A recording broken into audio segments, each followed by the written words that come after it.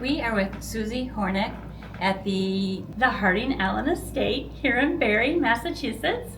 The Harding Allen Estate was built by Harding Allen and his wife Carrie. After their travels around the world for their honeymoon, they decided to create a home that had the theme of the different countries they went to in various rooms of the house. Tiles and like a foot and a half of concrete under the flooring everywhere. In one of the bedrooms, you can see the iron steel beam. Exquisite because it really showcases the handiwork and the craftsmanship. Imagine that this is all hand carved. Nothing here is done on machine. Beautiful leaded glass doors. This is the French room. We call it the Marie Antoinette room. There's the Marie Antoinette fans in the corners. Again, everything is hand carved. The one thing that is Italian in here is the Italian tiger marble around this fireplace. We're here with Paul Landry at the Massachusetts State Police Museum. We basically wanted to have a place where families could go and learn about us, learn about all sides of policing. We're a learning center also. This is a 1951 Indian motor. Tend to cross all over the place, but they won't cross in front of the horse. And she sits really high so she can see the traffic coming. So the trooper's name was Dick Clemens. He was from Stockbridge and was a friend of Rockwell's. The little boy's name is Ed Locke. He is 75 now. So Ed got called out of the third grade in his classroom, and he got called down to the principal's office because he thought he was in trouble, found out he was going to be world famous. So every December, we have a runaway day where the troopers come with their families and we recreate the picture. We put the trooper here and the kids here. Look longingly.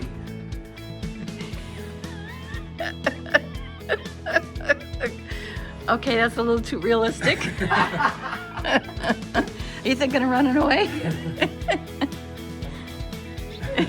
Welcome to the Aza Waters Mansion, Beth and Marcia. Open up the illustrations in that book, you will see all the moldings in this building, how the columns were made, the circular staircase.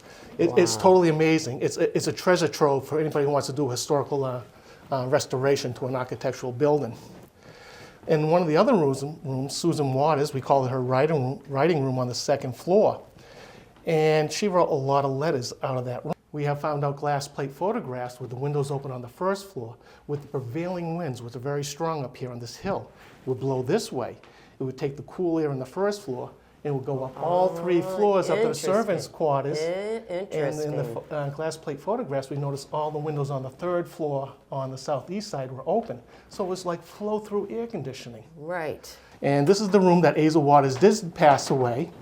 He loved Christmas tremendously. As a matter of fact, when he first built the home and he had open house in 1833, he had it on Christmas Day, just to celebrate it. Also, he passed away in this room, and his last words was saying, "I'm leaving this room for the room above." Now, and he died on Christmas Day. He did. We're here at the Optical Museum with Dick Whitney and Debbie, and I'm going to let you pronounce Shiro, who is the director, is that correct, of the museum? And I want to hear all about this place. I'm proud of Southbridge and its heritage, and a big part of Southbridge is American Optical, which became the largest optical company in the world, founded in 1833. The museum, which we have here, was founded in 1983 by Ruth Wells and A.B. Wells and John Young, famous names of the past in Southbridge, but Ruth Wells also helped found Old Sturbridge Village. So what we have here, the village is 1833, and what we have in this museum that I'm quite proud of is everything happened after 1833 in the Industrial Revolution in American Optical. From lenses to instruments, fiber optics, lasers, so much, and it came from Southbridge. So people don't realize the extent of the impact on American Optical on everyday life today. We got back on the bus and headed to the House of Seven Gables, made famous by Nathaniel Hawthorne's book of the same name. It turned out to be a complex of several historic buildings along with a beautiful garden.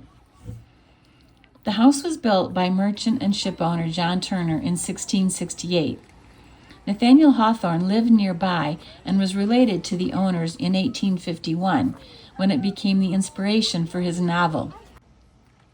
Over the years, it changed ownership and underwent some remodeling, but in 1910, Salem activist and philanthropist Caroline Emerton restored the house to its original architecture and opened it as a museum and settlement house to support the local immigrant community.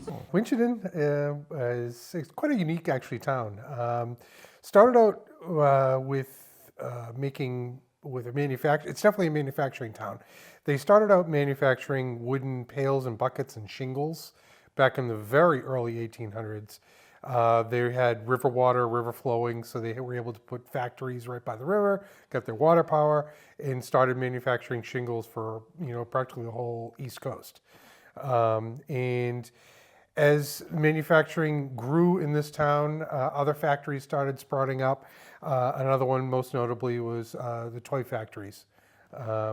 They sprouted up in about the mid 1800s, and really took over the town as far as that was the major manufacturer in town. And Winchendon went from being called Shingle Town to Toy Town. Oh, Our last stop of the day was with Bill Shea, who owns the largest collection of memorabilia from Back to the Future in the world, among many other treasures. Ta-da! oh, wow. Wow. Look at this. Look at this. Remember the last movie where he got hit by the train with the DeLorean? Look at that. Wow. So, And look at these. These are great. thank you.